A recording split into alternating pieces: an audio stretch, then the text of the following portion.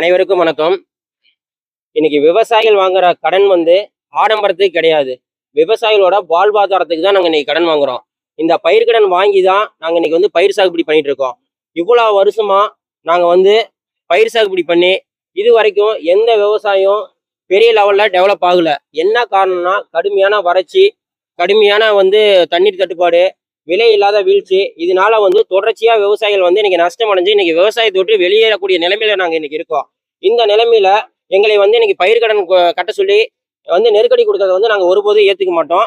மாண்புமிகு தமிழக முதலமைச்சர் தேர்தல் வாக்குறுதியின்படி சிறு குறு விவசாயிகளுக்கு முழு தள்ளுபடியும், பெரு விவசாயிகளுக்கு 50% தள்ளுபடியும் சொல்லி எங்களுக்கு வந்து அறிவிப்பு கொடுத்திருந்தாரு. அந்த அறிவிப்பை எதிர்பார்த்து நாங்க இன்னைக்கு காத்துட்டு இருந்தோம். எங்களுக்கு 2 முறை விவசாய கடன் தள்ளுபடி வந்து அறிவிச்சாங்க. அந்த 2 முறையும் விவசாயிகளுக்கு மிகப்பெரிய ஒரு ஏமாற்றத்தை தான் அளிச்சிருக்குது.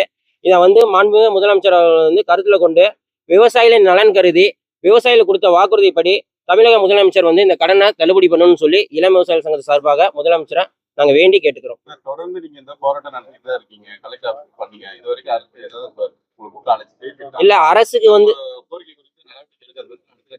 இல்ல நாங்க விவசாயிகள் ஒரு பக்கம் போராடிட்டு இருந்தாலும் இந்த அரசு விவசாயிகளை கண்டுக்காம இருக்கு.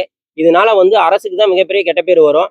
இதை உடனடியா வந்து அரசு கவனத்தில் எடுத்துட்டு உடனடியா தள்ளுபடி பண்ணணும்னு சொல்லி நாங்க மீண்டும் வந்து அரசுகிட்ட நாங்க கோரிக்கை வைக்கிறோம்.